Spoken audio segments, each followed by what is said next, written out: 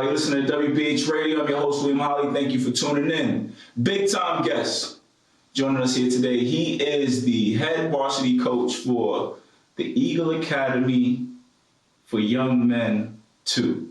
Yes. Did I get it correct? Yes. Not to be confused with Eagle Harlem or Eagle Middle School, Eagle Miami, Hong Kong. Eagle Academy for Young Men 2. Right. The head varsity basketball coach, Mr. Kevin Hamilton Jr. Welcome, sir. Thank you. Thanks for having me. Yes, sir. Yes, sir, man. We are excited to have you. Coach, let's go back first. March 17. March 17. PSAL City Championship. You got your squad, Eagle Academy for Young Men, going up against the South Shore Vikings. Walk me through that day, man. Walk me through the build-up. How you feeling about having your team playing in the championship? And this is just, what, 4 years after becoming the head coach? Yes. What's that like? Talk to me. What was the build-up like? What was the message you were sending to your squad? How were you feeling? That day, I felt good. I think we had a pretty good week of practice before the game. We played South Shore pretty well the last 2 games before then. Mm-hmm. I was a little bit concerned about our last offensive output. We played John Brown in the semifinals, and we didn't score the ball as well as I thought we should have at that point of the season. But I didn't anticipate what ended up happening. That's for sure. Unfortunately, your team fell short, losing to the South Shore Vikings. What do you think was the difference that day? Part of it, is I think nerves. That was the first time our guys have been on that stage. Yeah. I think a lot of it has to do with South Shore being a very good team, very well coached, very talented from top to bottom and on the bench. But I think situations like that, when you look back at them, of course, we would like to win, but I think it was a learning experience for our guys. Now we've had experience being in those types of games, and hopefully we get back to that point and we're more successful the next time. Mm-hmm. I was actually at that game, and one thing that surprised me, I felt like they were able to frustrate you a little bit with the press. Yeah. Was that a surprise or a shock? I felt we were just being too tentative. Mm-hmm. In the previous games that we played against them, they played the same exact press. It wasn't nothing new. Mm-hmm. We were way more aggressive against it. We had a game plan that was effective the last game. The only thing I can attribute it to is just being on that stage. Yeah. The lights are different. There's a lot more people than you've ever played in front of before. A lot of pressure, a lot of expectations, and we were a relatively young team. You know what I'm saying? The sophomore was our starting point guard, mostly juniors. We had the big guy down low who's a senior, obviously, but that's the only thing I can think of. We didn't play to the best of our capabilities. You got to give all the credit and respect to South Shore for handling their business, but I'm not exactly sure why we came out. Yeah. About 3 weeks prior, you actually played South Shore for the Borough Championship. Right. And in that game, you guys were down by 20 points or so? 21. 21 points early, and you were able to come back. What was the story in that contest? I think it was a similar situation in the beginning. Mm-hmm. Just a lot of nerves. We turned the ball over way too much. We know with South Shore, it was such a, in terms of its height and length and size and stuff like that, you give them opportunity to get second shots at the basket, they're going to kill you. If you don't box out, they're going to kill you. If you allow them to get out of transition, they're going to kill you. Mm-hmm. And we did all those things in the beginning of the game. But honestly, man, the week prior to that game, and our build-up to that game, I was so confident in the way that we would play because of the types of practices we were having, right, and the types of games we were playing, that when that was happening, because we were down 21-0. Early. Yeah. Honestly, when it happened, I turned to my coaching staff and I said, I'm glad this is happening now, because we have time to chip away at this. Right. And once we got settled in and got confident, when you're in a situation like that and you're the underdog, you just gotta keep yourself in the fight, and it makes the other team more comfortable when you're in this pressure situation because they're supposed to. Right. And we had a lot more confidence, and a lot of credit to our guys. They stayed with it. They were resilient, And, we were able to chip away enough to get into overtime and take the game. That was big. When I heard that, I wasn't there, but I heard that, like, Eagle Academy came back from 20. That was pretty impressive. But then I got a little bit alarmed, and I'm thinking, that takes a lot of emotionally to come back, win that game against the defending champions. Like, I wondered what your messaging was after that victory, after beating South Shore on such a big stage, knowing that perhaps you may have to see them down the line. What did you say to the squad after that victory? Well, obviously they were really happy to accomplish that. And I was proud of them. You know what I'm saying? That shows resiliency. We could have packed it up and gave, nobody would have had any shame. South Shore winning another borough championship or something like that. But they fought through it. And, we obviously spoke about we can't get off these type of starts. Yeah. But, I think that game demonstrated our character as a team and what we're capable of when we played to our capabilities. So I was proud of them. We was happy. It was a good day. That's what's up. And your program is young, and it's cool to hear you talk about kind of, you made sure we enjoyed that victory first. I think sometimes we always focus on the end and the championship, but you got to enjoy this journey too. So it's cool that you allow them and you make sure that, listen, we're going to get to where we need to get to, but please enjoy these steps and appreciate these moments. When's the last time you played a professional basketball game? I was in Puerto Rico. Probably 2016. Did you know that was going to be your last professional game? Yeah, I knew that was going to be my last season. You don't know this is your last game till you lose. Right. You're out. But, I did know that was my last. Well, let me not say that. I thought maybe I'd play one more year. Mm-hmm. But I knew I was coming to an end. I was getting injured pretty often and taking injections to get through games and seasons and stuff, and my wife wasn't having that, and it was. I felt confident. It's a difficult transition for a lot of people to come out of hooping, especially that's all you know. For sure. Yeah. So, but I felt confident enough that whatever I put my mind to, I'd figure it out. So I was never scared of retiring, but at that point, my wife decided to start her career. My kids were home. I was overseas. I wasn't enjoying it nearly as much. I missed my, waking up to my kids every single day. Mm-hmm. So I knew if not that was the last season, that I was really close. Mm-hmm. How'd you get to the PSAL, Coach? How did you get to Eagle Academy? My former teammate at Holy Cross, Jave Mead, mm-hmm.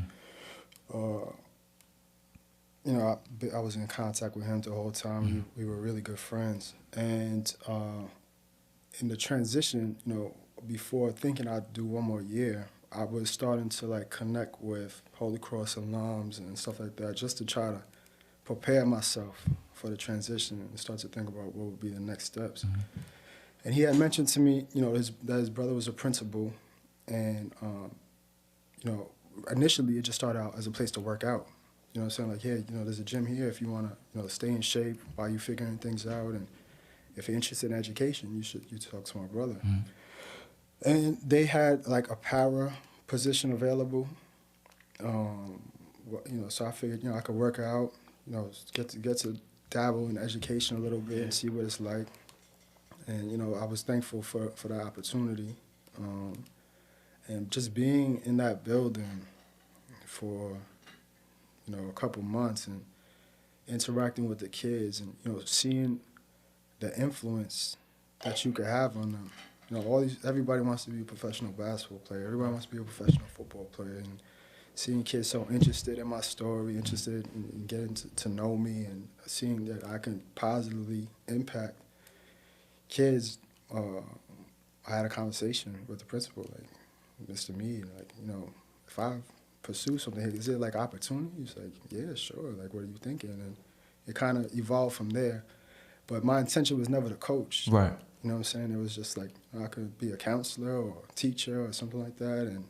you know, have fun interacting with kids and, you know, helping them along their path, especially, you know, the demographic of kids that we're working with. And just be able to spend a lot more time with my family, you know, just to get out at 3 o'clock, be able to pick my kids up and stuff like that.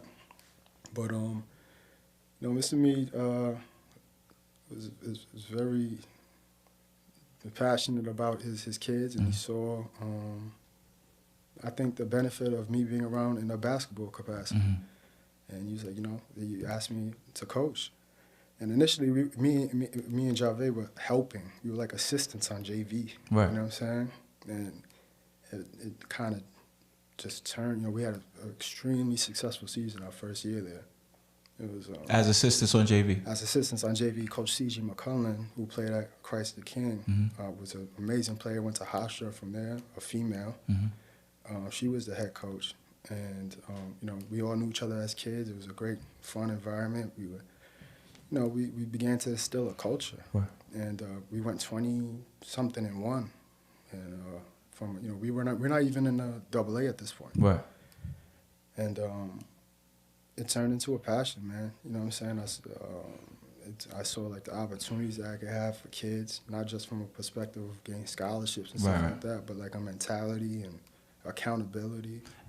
And that's when they asked you to be the varsity coach. Yeah. How long did you have to think about it? You know, at that point, I was in love with the work. You know what I'm saying? And yeah, it wasn't really a very difficult decision for me. Coach, do you feel like an outsider? You know what I'm saying? Because a lot of the coaches in this city, we've known them forever. Ruth Lovelace at Boys High, Lawrence Bud Pollard at Thomas Jefferson. Many of these people are PSAL products. You know what I'm saying? My boy, who's now the head coach at Wingate, he said, yo, Will, I've been in the PSAL since I was 13. JV, Vars. People with your resume, Archbishop Malloy, Holy Cross, Patriot League Player of the Year, 10-year pro, they don't end up in the PSAL. You know what I mean? So do you feel like, yo, I'm a new kid on the block, I'm one of one, I'm a little bit, you know what I'm saying? The baby-faced new kid? Probably not so much now. Maybe, you know, when we first got into the league and we got punched by everybody. Yeah. You know, I'm aware of that though. You know what I'm saying? I'm a Catholic school kid. You know what I'm saying? It's a different environment for the kids to be playing in. It's you know, there's a perception about Catholic school versus public school. I don't think it's necessarily the case now, especially, you know, the level of coaching that I see every single week. And you being an outsider, somebody different, is not a bad thing. We need fresh eyes, fresh ideas. You know, you play in the Catholic League. How would you compare the two? Compare and contrast the PSAL and the Catholic League. Well, I think I don't know if that's fair now, because the Catholic League that I played in, I think, is really different than the Catholic League that is now. And that's no discredit to what the Catholic League is now. You know what I'm saying? But, like, you know, a lot of kids go to prep school and leave and stuff like that. Back then, if you were from New York, you played in New York. And I'd say, you know, when I was playing in the Catholic League and even the 10 years previous to that, it was the best league in the country. You know, I say that confidently. You know what I'm saying? Every team has 4 or 5 Division I basketball players. So that's not the case now. And I think from a public school perspective, you know, like, the thought process then was like, you know, it wasn't at the same caliber. But I think public schools now, you know, we play games against Catholic schools often, and it's very competitive, and we, you know, a lot of times we win. And it's from a resource standpoint, which I thought used to be the difference before. The gap is not like it was anymore. As you can see, it's public schools with shoe deals, you know, ego. These kids get everything. They get everything. Y'all got a shoe deal? Y'all got a apparel deal? We don't. We don't. You know, we wear a lot of Nike stuff. There's a lot of independent funding, and you know, we fundraise and a bunch of stuff. But they get more stuff than I did as a college player, as a pro, as anything. Wow. You know what I'm saying? Yeah. So, and it's not just about gear. It's just, you know, like, Gino Lawrence is in our building teaching these kids. Malik Roof is in our building teaching our kids. Kmar LeBrew, Tyshawn Hanna, Donald Wright, Jamel Lewis, you know, Coach Isaiah McCoy. There's people who have a lot of basketball experience. There's people who care deeply about the kids. I don't know. That wasn't the case when I was playing. For sure. In Catholic school or public school. So I'll tell you a quick story. There was rumors going around that the AA League was going to be banished and all of those schools will now be a part of the A. So, us at Wingate, we're A school. So I'm getting my coach hype. I'm like, yo, whatever, man. Everybody get it.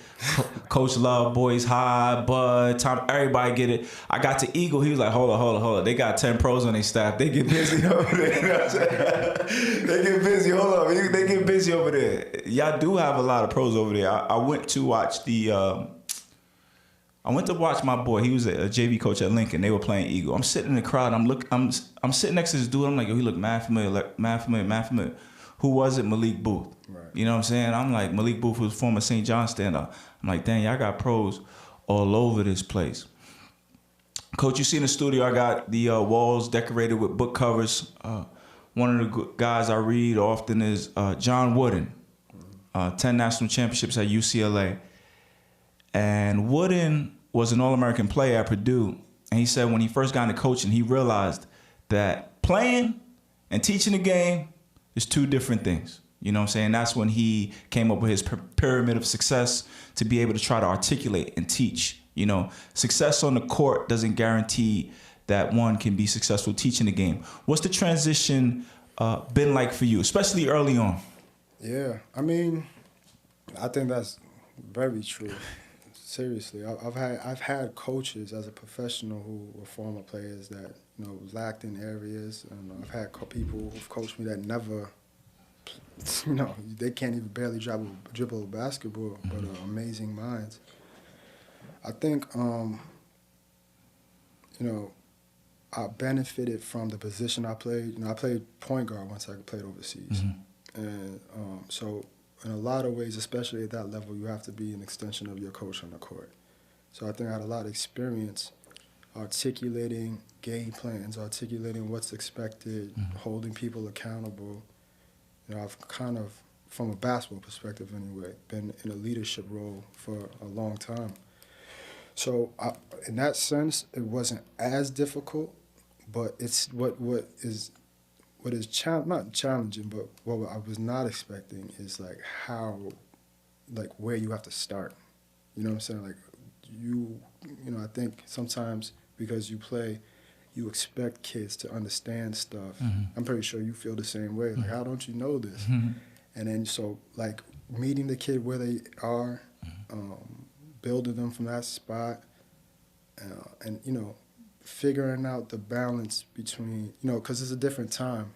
Back when we played, coach in your face, screaming and stuff like that was common. Right. There's a lot of different factors now.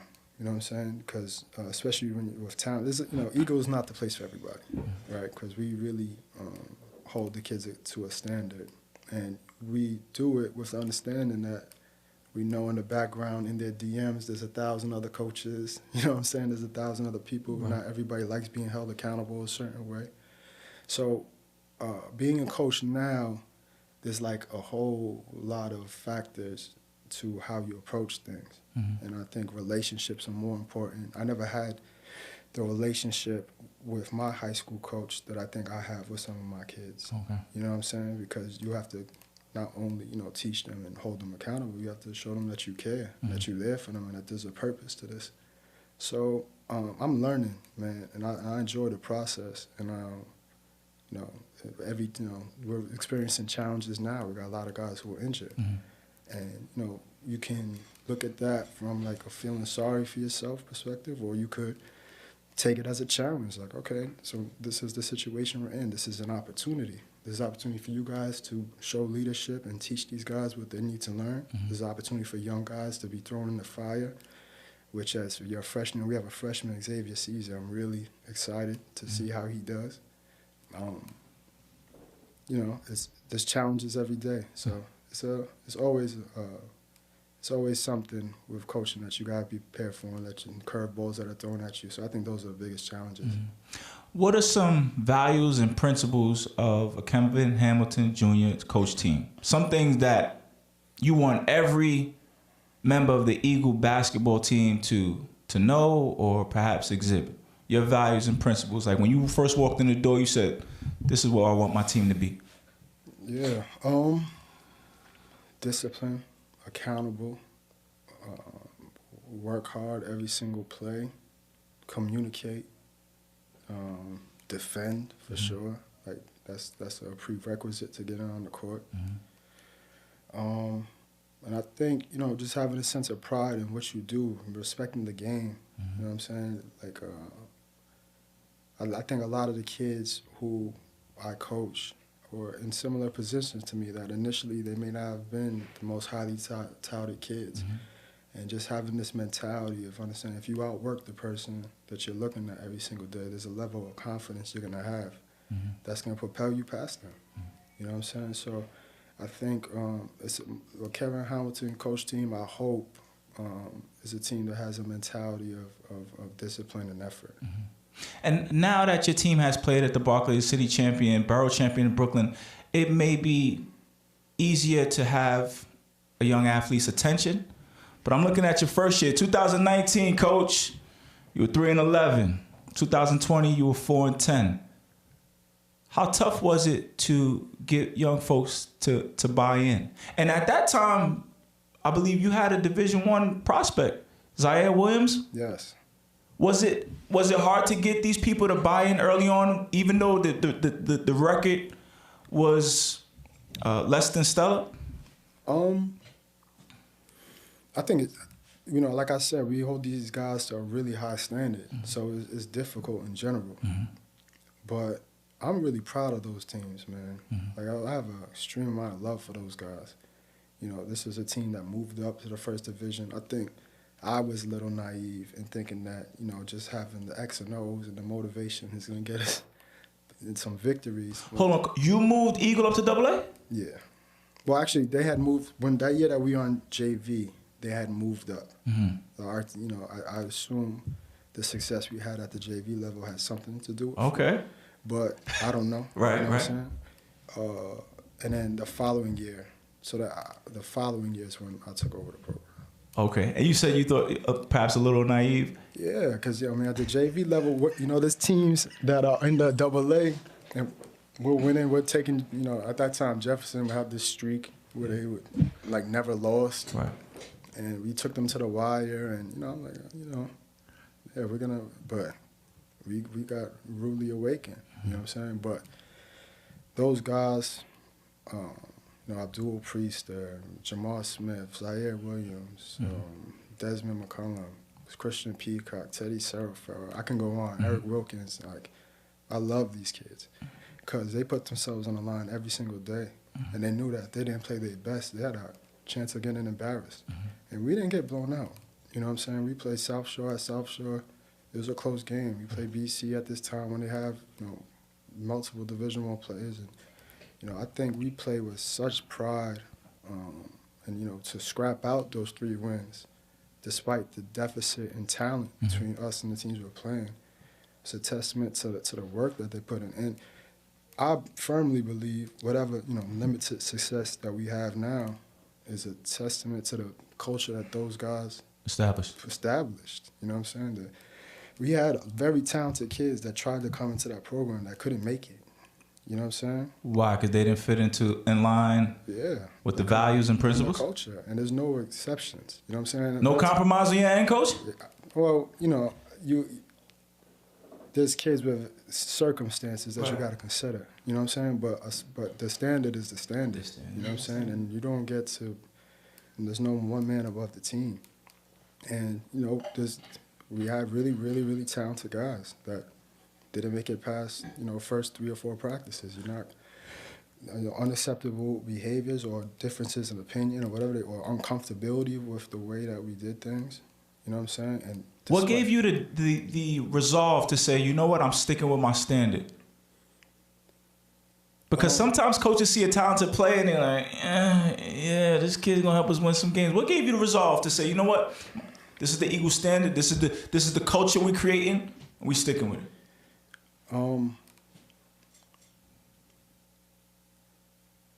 Well, firstly, I'm fortunate to be in a position where my livelihood doesn't depend on us winning anything.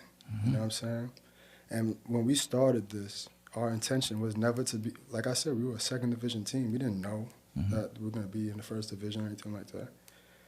Our intention was not, it wasn't even about basketball. You know what I'm saying? It's a level of it's teaching discipline. Like basketball to me is sacred because you can learn transferable skills.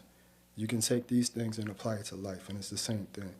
And so I always felt like allowing a kid to get away with something that I know is not in his best interest, I'm doing him a disservice as a coach.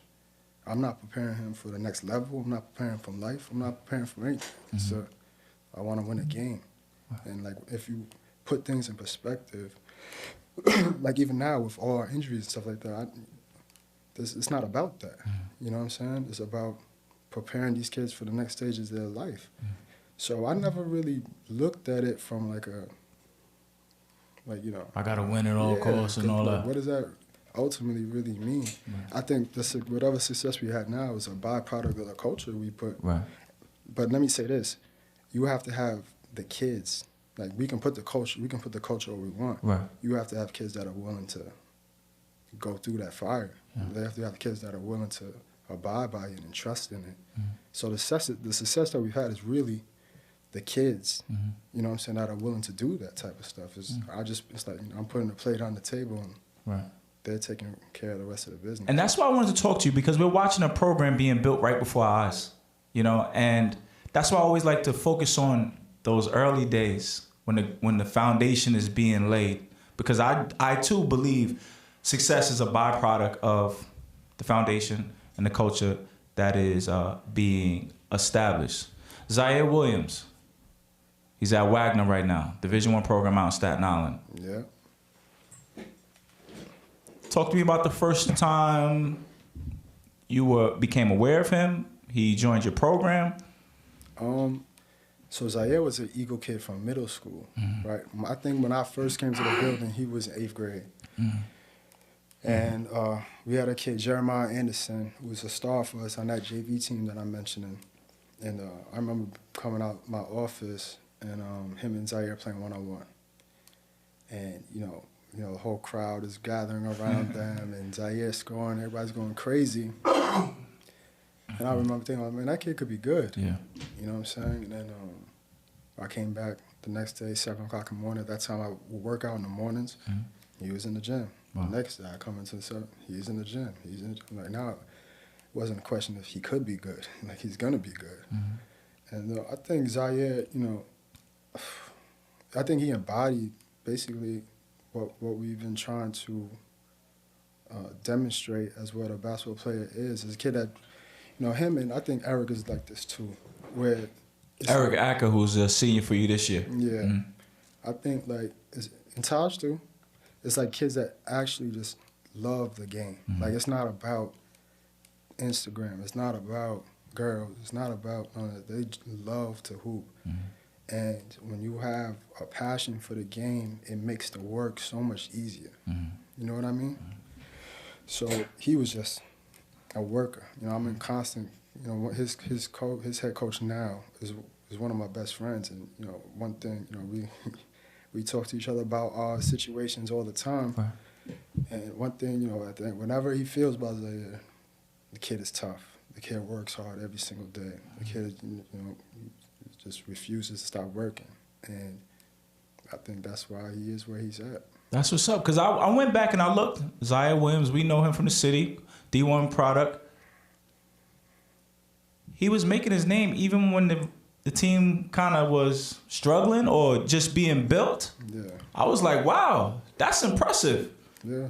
That's very impressive. Kids like that usually run for cover or something, different program, I'm out of here, this and that. Yeah. For him to showcase who he was, even in those early stages when you guys are just getting underway, impressive. Yeah, for sure. And, you know,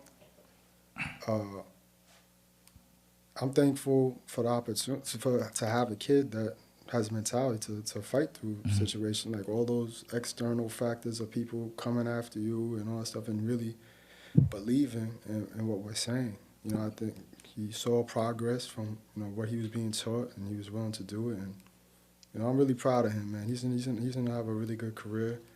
And if we're being completely honest, I think he's kind of like set the standard for our program and somebody that kids look up to and understand that this is the path to get to becoming a Division I athlete. For sure, for sure. Like you said, to be able to do it with those external factors. Was there any frustration on his part? Was there ever a time when you had to say, give him some encouragement? Oh, I'm sure there was.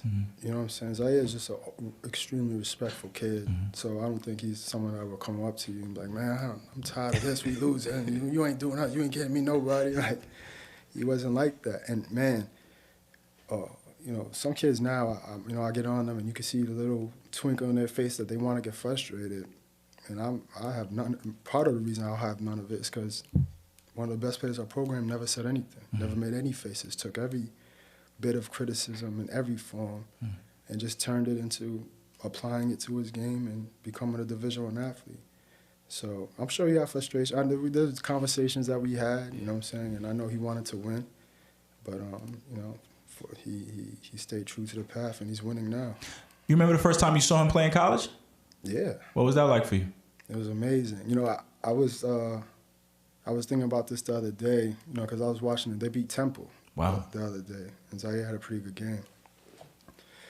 And I remember more than watching the first game. I remember when he received his first scholarships. You know what I mean? Because he's the first kid from the Eagle Academy Network to get a Division I scholarship, and just feeling like it was my son. Yeah. You know what I'm saying? Like, so happy for him, so happy for his family, so proud of him.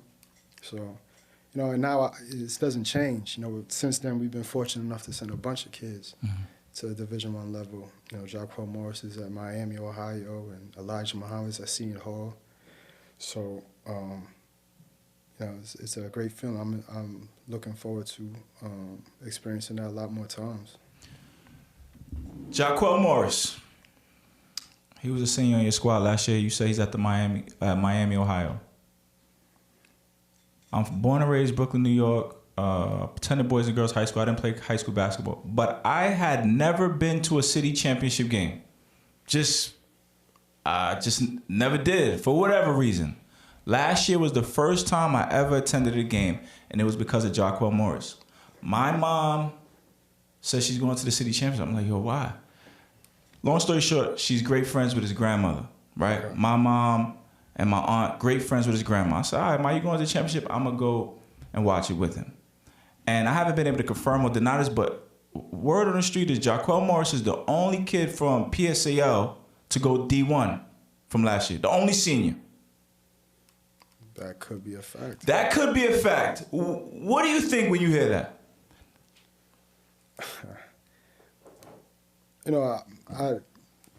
I'm just happy for Jaquel. You know what I'm saying? And, man, Jaquel's road to this was a little bit different than Zaire's. Zaire was always a basketball. Jaquel had only been playing basketball for 3 years. Wow. You know what I'm saying? So you talk about a kid that had it rough. Yeah. We were on this kid every single day. And, to see him transcend that and fight through that and develop into, to me, I'm probably obviously biased, the best big man. He's first team all state. So maybe it's not just to me, clearly. I'm just really so proud of him and so happy that, he's been able to accomplish that solely for him. Like, I don't really think about what's happening with other programs. Nah, that speaks volumes about, the state of our city. You know what I'm saying? Like, we need to step the level of basketball, but it speaks volumes about what y'all doing over there in the program. You know what I mean? That. Y'all sending y'all kids where they supposed to be going. How do you do that? Basketball is a full-time job, but so is books. How do you balance it? How does the Eagle program make sure the young men are handling both? Well, from an academic standpoint, Eagles have been winning championships. You know what I mean? So we're trying to catch up to the school's motto and Mr. Meade. But it's a challenge. It's a challenge for to be held to that academic standard and to be held to athletic standard. But what I think all this is about development and progress and preparation. You know what I'm saying? Like, I think what I hope for us, and not even set us apart, I hope all schools adapt this mentality. It's like, you gotta prepare these kids for life, man. You know what I'm saying? You gotta prepare these kids for the next level. And, you know, Jaquel was a kid who did not understand why we were so tough on him at first. You know what I mean? It's like, what is wrong with these people? They're screaming at me every day. They're making me run every single day. They're making me do this every single day. And I think it's just like anything with experience, like fatherhood, whatever the case be, you don't understand what your parents are saying to you until you're in the situation. And Job Quell, you know, we speak, and he tells me, like, man, you were right. You know what I'm saying? These guys, the practices here are crazy. They're making us go 3 a day. Like, yeah, that's what we were trying to prepare you for. So I think, you know, that's what we're attempting to do. I'm fortunate to be in the position with the support that I have, with the staff that I have. You know, I mentioned all those guys' names already, to be under the tutelage of, you know, Rashad Mead and Kamar Hamilton and Miss Bringley and Mr. E, Miss Harris and Miss Strauss and all these people who've proven how to build something way bigger than a basketball club. You know what I'm saying? So it's just one foot in front of the other, trying to push these kids, trying to prepare them for the next steps of their life. Coach, you got one of the best young talents in the city. Many people consider the best. Mr. Eric Acker, who's going to be a senior for your squad. He had a big-time summer. Every time I opened up my phone and scroll through Instagram, it's him getting busy, representing Gersh Park in New York versus New York, where they won the championship there. Big year. Senior year, you know, you're coming off a championship loss. Got to select your college. What are some of the conversations you have with him about what to expect coming up and how to manage it all? You know, to me, I'm not naive, man. You know when you have a special kid, and we have a couple. You know what I'm saying? You know, Taj Bryant had a crazy summer too, and Trayshawn Shepard and a bunch of these guys had really great summers. Trey Shepard is a senior. Yes. Taj is junior. Okay. But with you know, but my conversations with him, right? Because he came to us because the team that he was on was about to make him play JV, right? And I don't think he didn't know who I was. I don't think he knew anything. Right. You know what I'm saying? Actually, I know he didn't know who I was. And you know, he got to this point because of who he is as a person. You know what I'm saying? Like, it's a special kid. He is so in love with basketball and willing to do anything he needs to do to be a good player and be a good leader and be a good teammate. Like, you know, obviously a bunch of colleges are speaking to him now, and everybody is excited about the dunks and the three-pointers and, you know, how shifty he is. That kid is bouncy, Coach. Yeah, no, I get it. I get it completely. You know, I'm glad he's on my team. But they don't see the effort that he puts into being a good teammate and a leader every single day. There's not a lot of kids like him. You know what I'm saying? And I was talking to Coach Willard about him. You know, like, man, like, you would love this kid. Like, he takes anything. Like, this kid, like, I remember when the year of the pandemic, we played, you know, that abbreviated schedule. Yes, sir. Played like 6 games. So, first of all, as a sophomore, we played Cardinal Hayes at Island Garden, and Eric had 20 in the second half, and we won that game. And then, you know, we were playing all these, you know, teams at A Division and stuff like that. But we ended up playing the last game, the team that I feel probably would have won the city championship that year, and that was with BC, with Tyron Allen and Brooklyn Collegiate. Yeah, Brooklyn Collegiate. And we played them. So this, you know, at this point, Zaire had already committed. Elijah was, you know, potentially going to prep schools or something like that, so he was working out. So once I committed, I was like, there's no point of you playing in this. So we literally had all sophomores, you know what I'm saying? And so BC would have won the city championship, and we took them to the wire. And Eric had an amazing game, and he takes like a last second shot. We were down 3, he shoots from half court, he misses, and he just turns to me and just like hugged me. Like I'm still in the middle, mentally in the middle of this game. He just hugs me. He was like so upset that he missed that shot. Right. And in my head, I'm like, you guys are sophomores. You know what you guys almost accomplished. Yeah. You know what I'm saying? But he has that deep-rooted love for basketball. Mm-hmm. And he's never going to lose a sprint. He's never going to lose a 17. He's never going to lose a shooting drill. He's never. And it's like, just the epitome of leadership and what you would want in a basketball player. He's been a pleasure to coach. I'm going to miss him a lot. Mm-hmm. And whatever program ends up picking him up is to be real lucky. I see you got some Ivy League interests. Yes. That's big time. Again, y'all handling them books over there. Yeah, he is. All these guys are good students. When you heard that he had transferred in because he didn't want to play JV somewhere else, what was your initial reaction to that? Because that could signal a kid that may not be receptive to coaching. Well, I mean, I don't really involve myself in like what kids are coming and what kids are not coming. You know what I'm saying? I think, and I get criticized for this a little bit sometimes. Coach KK tells me I got to be on the scene more, you know what I'm saying, and show my face, and he gets on me for this, but. Whatever you're doing is working, Coach, but go ahead. That's my response to Coach KK. Nah, but, I think that sometimes that can compromise your ability to coach the kid, right? If you're like clamoring over them and blah, blah, blah. And then, especially the style of coaching that we do, it's a disconnect from that world. So I really didn't think much of anything. I kind of assess kids for who they are once they're in front of me. Mm-hmm. And you probably doesn't want me telling this story, but there was the first week of I don't know if it was trials or practices, but he was late to something. Mm. And I was like, my man, you might have made a mistake. You might want to go back and play JV because that's not happening here. But he adjusted so quickly. Mm. Usually if there's a kid like that, it's a process and a tug and pull and trying to get them to understand. But he never first one to practice every single day after that, and last one out of practice every single day after that. So, I don't judge people based on stuff previous to me. Right. And he showed me what type of kid he was. Mm-hmm. Fourth practice and on from there. Mm-hmm. We mentioned you fell short in the championship game last year.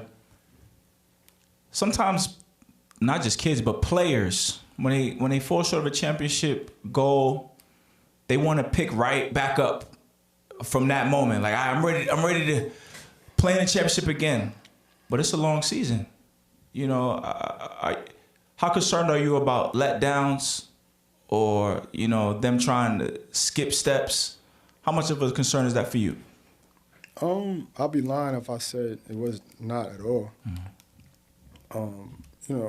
These guys are like celebrities in our school now. You know what I'm saying? You got to see these middle school kids whenever they see E. Marquise or Trey or Eric or Taj in the hallway. Or the high school's connected to the middle school? Well, we're in the same building. Okay. You know what I'm saying?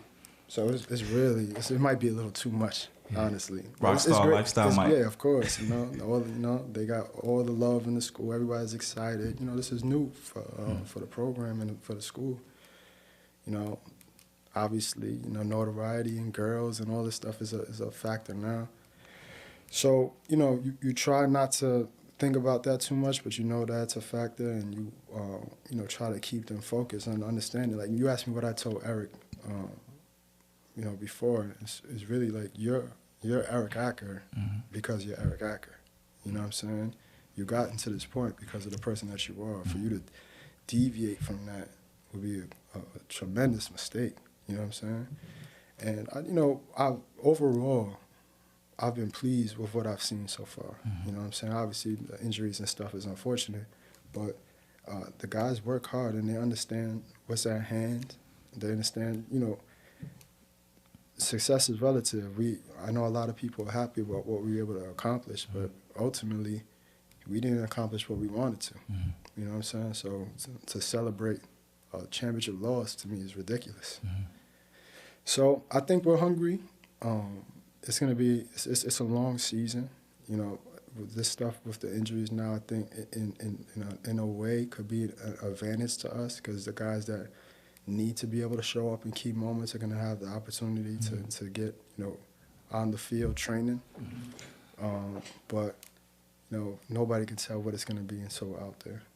This is different for you also, Coach. Like expectations. Right. That's another thing. Like, do you have to, I guess, slow it down and like retrace your steps and kind of check yourself and see where you are? Me personally? Yeah. I haven't thought about that. I haven't thought about that, to be honest. I think I've been fortunate enough to have a lot of basketball experiences. You know what I'm saying? So I've kind of learned not to get too high or too low with things. And I remind these guys every day that they haven't accomplished, literally have not accomplished anything. Right. You know what I'm saying? Whatever last year's team did, there's a guy in Miami, Ohio that can celebrate that. You guys lose this year. That was for nothing. And that's more of a motivational tactic than anything, but it's the reality. You know what I'm saying? You how you go out is how you're remembered. So I know everybody understands that with success comes expectations, and they know that there's a pressure and it's different being the hunter and being the hunted. But as long as you put in the right effort for it every single day, you just do what you can and let the chips fall where they fall. You mentioned girls earlier as a possible distraction. I was doing research. The school name is Eagle Academy for Young Men too. Yeah. So I went around and I'm asking people, I'm like, young men, your school is an all-boys school. It is. Coach, I didn't even know that existed in New York City public high schools. An all-boys school. Yeah. How does that impact your program? Well, there's certainly a lot less distractions. You know what I'm saying? In terms of how that trickles down to basketball, I'm not sure. You know what I mean? But I know from an educational standpoint, there's a lot less to be. You should be focused on your books. Coach, I was floored that one of the best basketball programs in the school in the city comes from a school that is all boys. Yeah. I was thinking perhaps it may be a problem getting talented ball players in there. We have a we have a player, Raheem Robinson. I really like this kid, and he tells me that TikTok is his coping mechanism. So yeah, I mean, it's an adjustment. But if you think back, like Kenny Anderson, Kenny Smith, all these guys I went to when I was at Malloy. Initially, it was an all boys school. What? Holy Cross High School was an all boys school. Do you have prom and stuff? Like, no, seriously. I'm serious. Yeah. We, you have a sister school that you interact with. Thankfully, my high school girlfriend was from Mary Lewis, which was a sister school. So, you still have interactions, man. You still have a life, but I think it sets a tone of staying focused and staying disciplined for stuff that's a very, very important time for these young men's life. Basketball resume. You put a lot of work in on this court. You put a lot of work in on the basketball court. You were what, a 10-year pro? Yeah. You played 4 years at Holy Cross, which is up in Massachusetts. Right. You were actually the Patriot League Conference Player of the Year. What's that, 2006? 2005, 2006, long time ago. And then you played Archbishop Malloy in Queens. Yes. Did you play for the legendary Jack Curran? I did. Now, I know this name because of Inside the NBA. Kenny Smith, Right. who's up there with Shaq and Charles, he always talks about his time at Malloy, time playing for Mr. Curran. In fact, Kenny Smith named his son Malloy. I didn't know that. Yeah, one of his sons is named Malloy. What can you tell us about your time hooping at Malloy? I'm a lawyer. Yeah. It was a great time. We had our team was actually top 25 in the nation my senior year. It was myself, Marlon Smith, Sunday out of games, Stephon Cherry, Kevin Diffley, Jamal Wagner, a bunch of Division I, Division II guys. But I think we had a great chemistry. Most of those guys we played together since we were 12 years old. Playing for Coach Kerman in particular, I think he was just a guy that demanded so much respect because of what he had accomplished individually and the types of players that he produced. So you were always trying to acquire knowledge from him. Kenny Anderson, I mentioned already, Kenny Smith. I read somewhere Jack Curran won the most high school basketball games like in America. Something crazy like that, man. So again, what were some of the values and principles you learned from Coach? Mainly just, effort equates to some level of success. So you're gonna get in, you're gonna get what you put into it. He wasn't the type of guy to sit us down and have these long, drawn-out speeches or anything like that. Okay.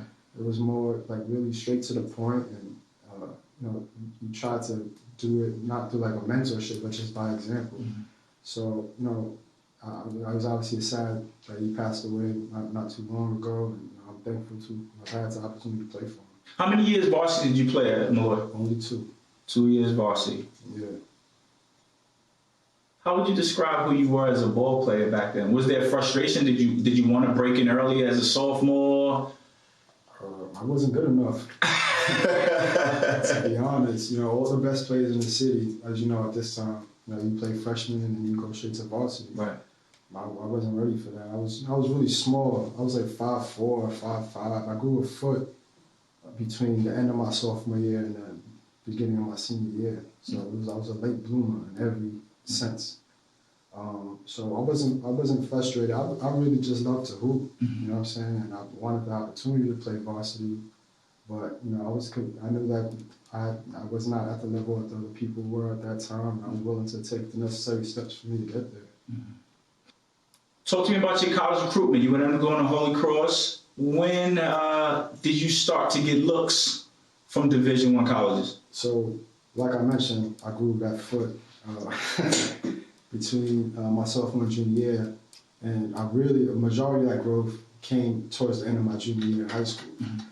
So going into the summer, now I'm 6'3". I'm able to see over defenses. I'm able to make plays that I may not have been able to make before. I'm able to shoot over people if they're too late. I was always a pretty good shooter. Mm-hmm. And, I kind of exploded that summer. I averaged 20-something points in all the Big Ten tournaments. And it went from, my recruitment literally went from nothing to like phone calls every day, letters at the house. Who was calling? The most consistent was obviously Holy Cross, Old Dominion, Ryder, St. Louis, Niagara, Iona, a lot of MAC schools, a lot of Patriot League schools. But after my senior year, by this time I had already committed, but after my senior year, we were top 25 in the nation. I was an all-city player. Then it was like St. Louis and Mississippi State and Missouri and stuff like that. But by that point, at that time, there was no waiver. You said wherever you said you were going, you went. And why did you choose Holy Cross? They were probably the most consistent in my recruitment. They were the first school to call me. They called me every single week. And mainly, aside from them showing that consistency in recruitment, I wanted to play for Coach Ralph Willard.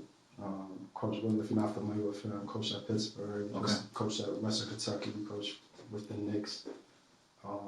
And he was a person that was a real straight shooter. During the recruitment process, and I kind of try to teach my guys about this now. You can hear a lot of stuff that you want to hear from these schools and these institutions. Coach Willard kept it 100 with me. You know what I'm saying? We have the all-league guard of Javed Meade right now. We have a senior. You'll be coming into a situation, a winning team. You learn how to win. You learn how to be a good player. This is the things I think you need to work on. He's the only coach telling me the stuff that I need to work on. In the recruiting process? Usually they selling you a dream, Coach.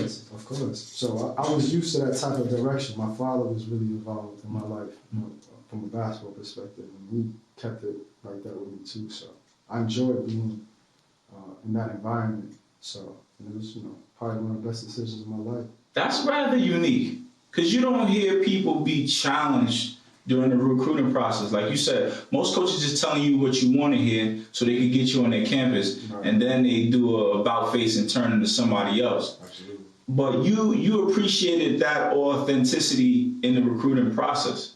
For sure. That's pretty cool. That's pretty cool, man. That speaks volumes about, I guess, who you were.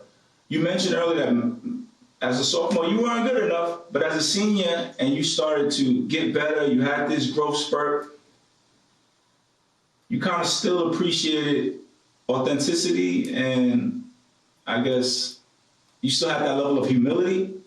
Yeah, and actually it's funny because me and Gino talking about Eugene Lawrence, who was a guest on this podcast. Gino, what up, baby? Yeah, we were actually speaking about this, like the advantages of not being like highly touted early on. when you hear all the things that you're good at and everybody praising you and telling you how good you are, and this team wants you, and that team wants you, sometimes that can turn you into a diva a little bit. It makes you more resistant to criticism or stuff like that. But when you're from the outside looking in, and you want to get to that, so you're willing to accept any information. For sure. That'll get you to that point. And oftentimes, and this is another message I teach my guys, is it's not always the guys who are the most talented. I was a professional at some of the highest levels. Mm-hmm. It wasn't the guys you expect to see there. You know what I'm saying? It was the guys that stayed the course, that did the things that were necessary in the classroom, for instance, or in practices. Mm-hmm. So not everybody's willing to make those types of sacrifices. It's the guys who stay the course and work hard and are the ones that end up making it. For sure. Coach, you stayed the course to the tune of being named Patriot League Player of the Year, the best player in that conference, your junior season. Yeah. That's big time. What do you remember about when you got that award, man? What was that feeling like? Obviously I was hyped. You know what I'm saying? To be recognized for anything that you're doing well feels good. But looking back at it, I just remember just thinking how selfless my teammates were. Because, to be named Player of the Year, especially as a junior, obviously there were seniors on my team. Yeah. And to be a senior and be willing to say, all right, like, you're the guy. You know what I'm saying? Yeah. And then ride with you and support that and be happy for me for receiving that honor. I'm just thankful that I was surrounded by those types of people. You know what I'm saying? And, I was under the tutelage of an amazing coach, probably the most influential person in my life. You know what I'm saying? These are the things that I never imagined of accomplishing when I was a sophomore in high school, whatever the case may be. But when I look back here, I'm just thankful. I know it took a lot of hard work to get there, and I thank my teammates for giving me that platform more than anything. What's the first time that was on your radar? Like, yo, this is a possibility. Coach, you could be named Conference Player of the Year. Midway through the Patriot League season, I was at that point leading the league in scoring. I was leading the league in steals. I was up there in rebounding. And we were winning. We were first place in the league. To be completely honest, by the time the season ended, I kind of expected it. There you go. Just because there's the Patriot League specifically, usually the player of the year will go to the best player on the best team. Right. Okay. So given that I had those statistics and my team was that successful, I was just kind of waiting for them to announce it. Mm-hmm. Is there one moment from that season that stands out? Well, unfortunately, we lost in the Patriot League Championship to Bucknell. Yes. They went on to win. I don't know if they beat Kansas. Okay. I'm not sure if you remember this. 2 years in a row, they won a game in the NCAA tournament. Wow. We lost in the championship at home, which was obviously not the way we want to go out. But we got invited to NIT, got a bid, and then we beat Notre Dame at Notre Dame. So that was kind of like a gratifying moment. It's not the carrot that we wanted, but to prove that we were able to beat a Big East team on that stage was probably the moment that you're talking about. Mm-hmm. Senior year, you're coming off Player of the Year, and then you're going into your senior year. What's your mindset? What's on your mind? What type of goals do you have? Are you thinking NBA? Are you thinking I have to repeat as Player of the Year? What's going through your mind? To win the championship was the ultimate goal. You know what I'm saying? And I knew, although I was able to be the player of the year and I was a leader of the team in a sense, I knew I benefited from a lot of senior leadership. You know what I'm saying? I had guys on my team that were amazing leaders more than anything. So I knew that it was going to be a new role for me. I had to not just be a leader in terms of scoring and productivity, but also bringing up the guys that were not accustomed to our system, the freshmen and stuff like that. Mm-hmm. So it was I know statistically it was better, but it was a way more challenging year than the previous one.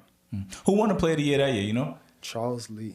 Yeah? Yeah, he's actually the head assistant of Milwaukee Bucks right now. Wow. Yeah.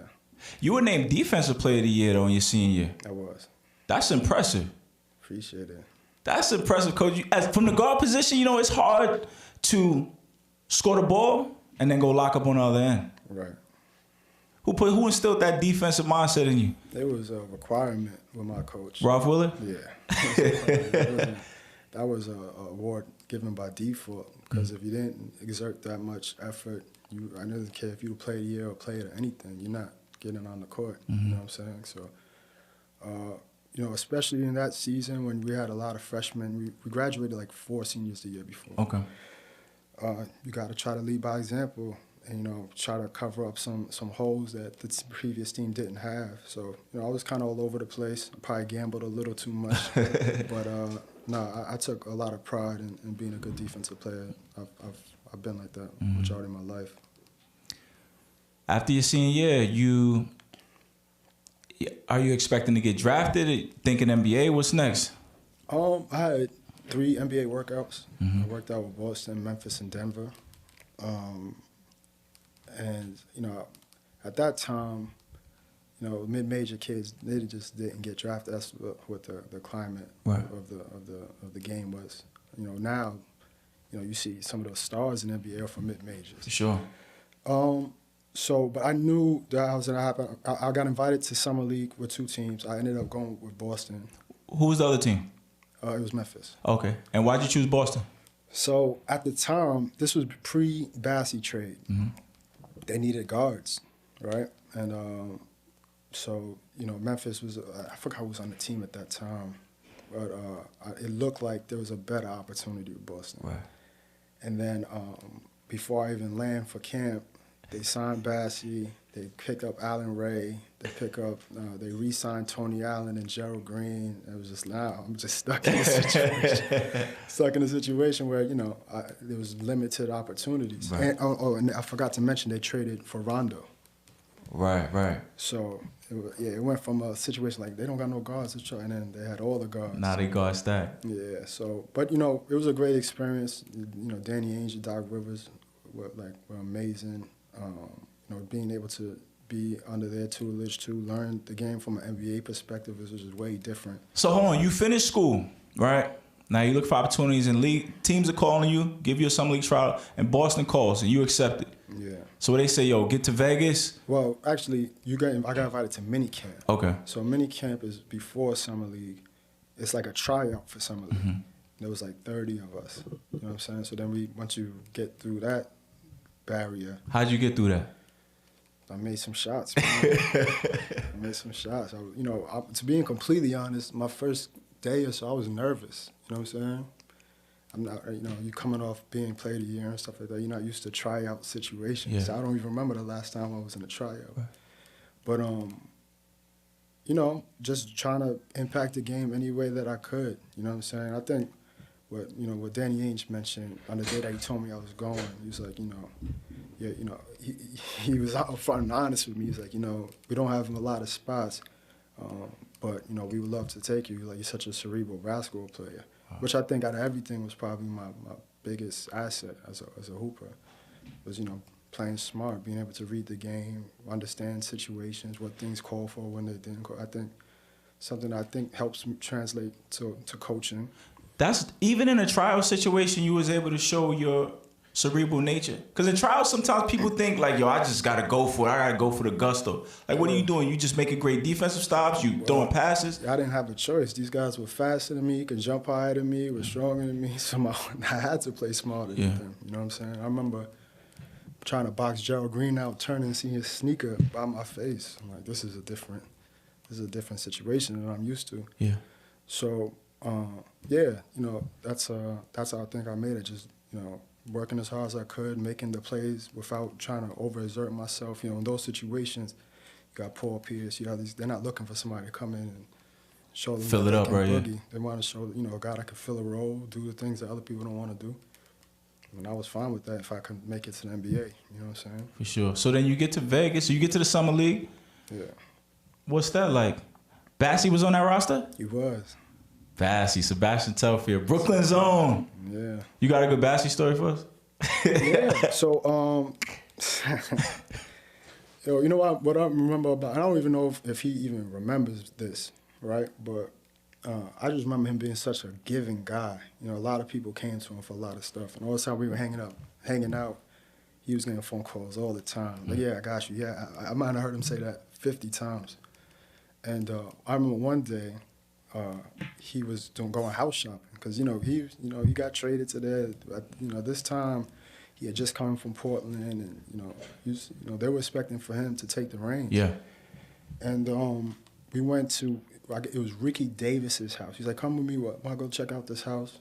And me, I'm from Queens Village. This is my first time around people with money like this, any of this stuff. So we go to Ricky Davis's house, and it's the nicest house I've ever been in. Mm-hmm. And so we, they take the tour and stuff like that, and then we leaving, and we're driving back to camp. He said, "What you think?" I was like, "That place is crazy." He's like, "Now wait till I show you my spot." I was like, "Man, this is a whole different world." Yeah. He wasn't impressed by none of it. Yeah. You know what I'm saying? So that's something I remember with Baz. I haven't spoken to him probably since that time, right. honestly, but. That was he was a really cool dude. Rondo was on the roster also? He was. What was it like teaming up with Rondo? I wasn't on Rondo's team very often, unfortunately. Yeah. I mean, this guy, man.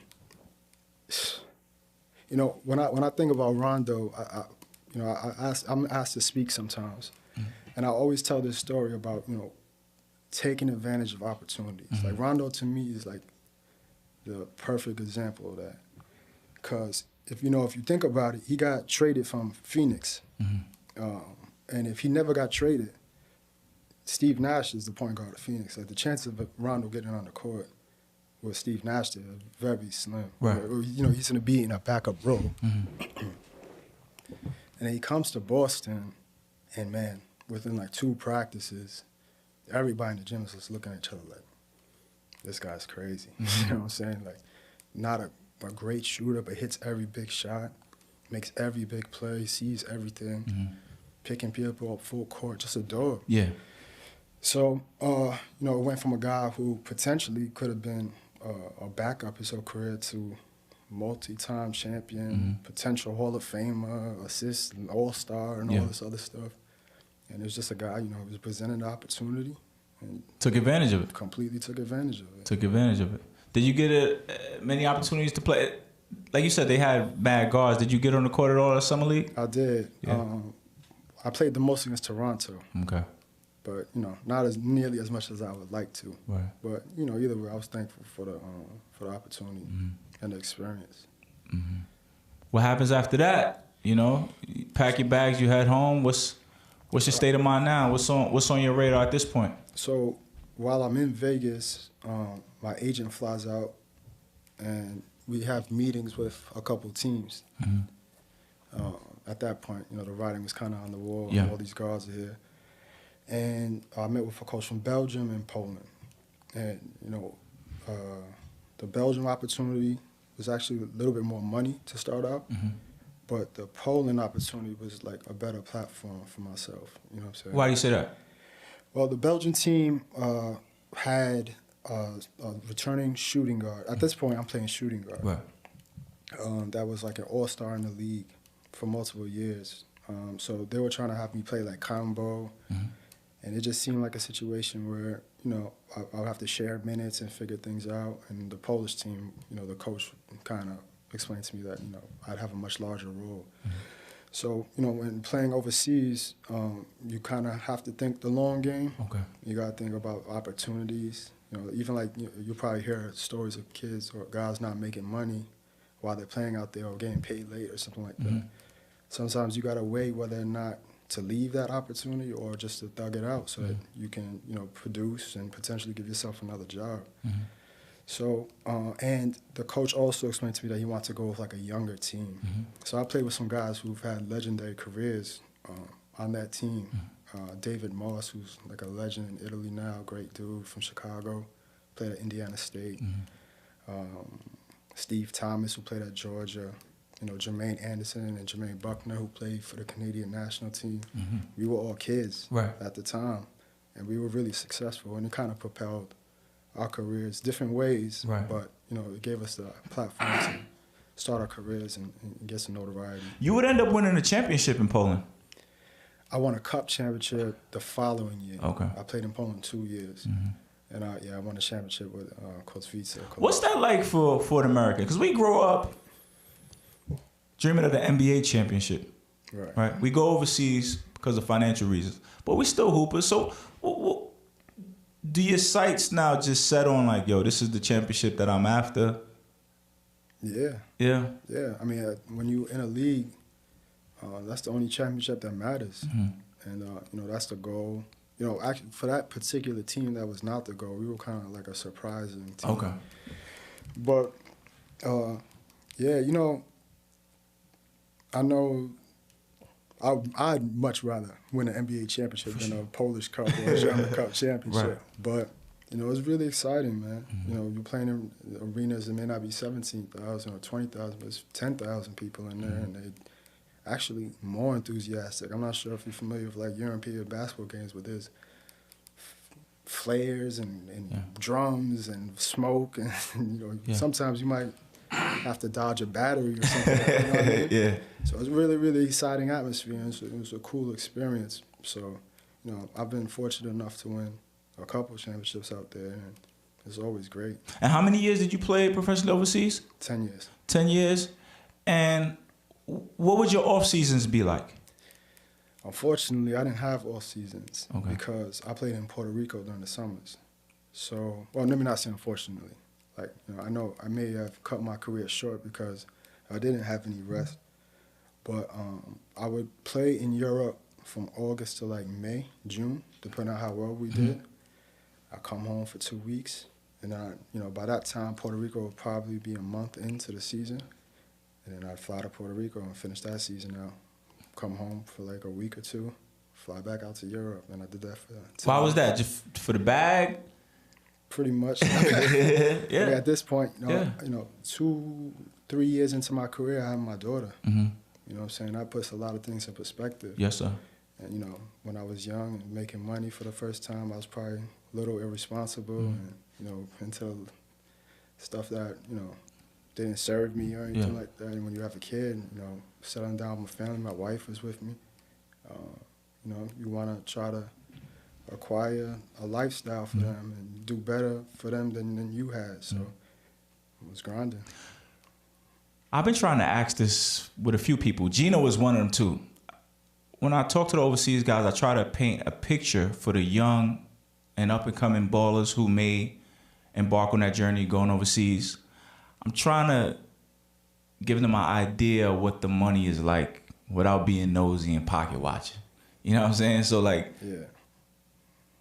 what can you say about the money overseas? It's there.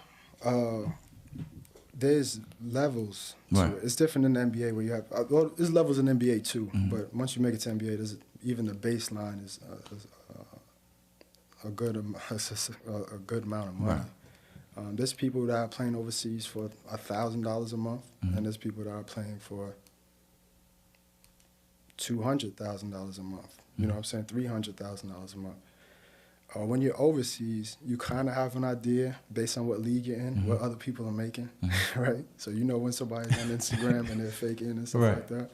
But It all depends on what league you're in.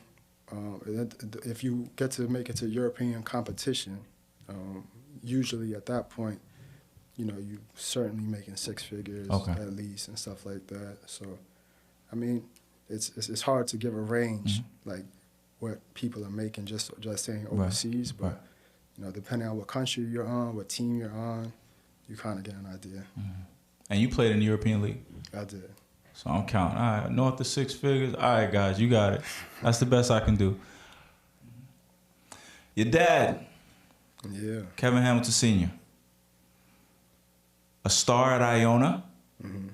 He would end up actually being drafted by the Boston Celtics. Right. The same team you would end up playing in the summer league with. Unfortunately, I believe he suffered an injury before his career really got underway. Yeah. Did you get to see him play at all? No. He made me watch a lot of his old college films, so I got to see him play several times. Probably the same tape a lot of times. So he was an amazing shooter, far better shooter than I ever was. What role did basketball play in you guys' relationship? Basketball. My father was my coach for a long time. It's weird.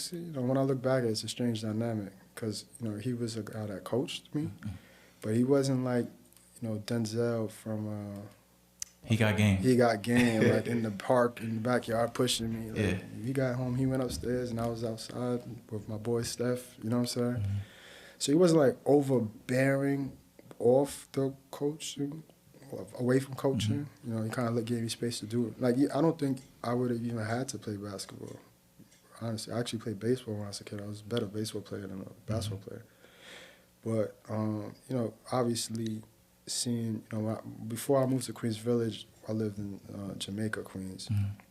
Really, really young. My earliest memories, seeing my father walk around the Ave and people coming up to him like, "Oh, what's up? You still who?" Blah blah blah. And so I think what he represented and what that seeing the respect that he would get, in the neighborhood and stuff like that was something I was enticed by more than him being like on me every single day and stuff like that. What's he think about the job you done as coach?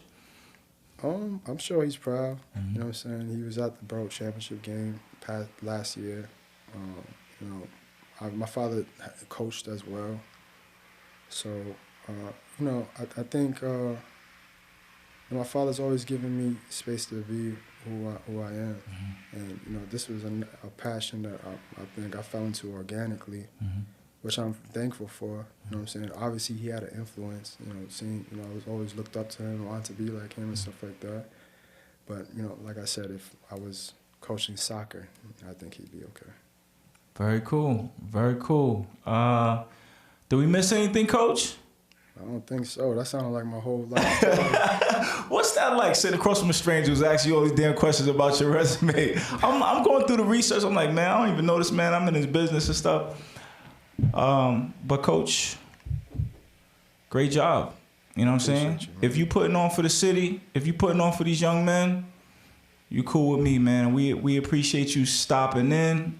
We look forward to watching you, watching the program, and just thank you. No, thank you, man. This was great. I'm glad we were able to make it happen. We made it happen. Logistically, we missed each other a lot of times, but this was cool, man. I appreciate you having me. Thanks for pulling up. That's Kevin Hamilton Jr. I'm your host, William Holly, WBH Radio. We out.